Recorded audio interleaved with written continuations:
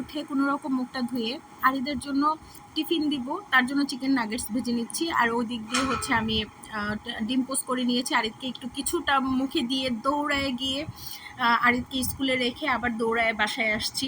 কারণ হচ্ছে যে আমি আরিশাকে রেখে গিয়েছি, আমার ভয় হচ্ছিল যে আরিশা কি ঘুম থেকে উঠে চিৎকার চেঁচামেচি করছে কি না। এভাবে আমি কখনো রেখে যাই না, ছুটির সময় হয়তো বা যদি ঘুমিয়ে থাকে তখন রেখে যাই আরিদকে আনার জন্য। তো যাই হোক, স্বস্তি।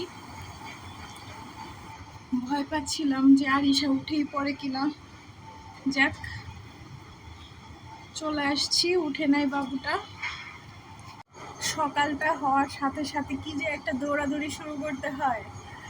ওই ভাবি, প্রতিদিন ভাবি যে সপ্তাহে অন্তত 2টা দিন আরিতের স্কুল থাকবে না, তো ওই 2টা দিন হয়তো বা একটু রেস্ট পাবো না। ওই 2 দিন কোনো না কোনো কাহিনী ঘটে যায়, আরো বেশি আমার মানে ব্যস্ত লাইফ শুরু হয়।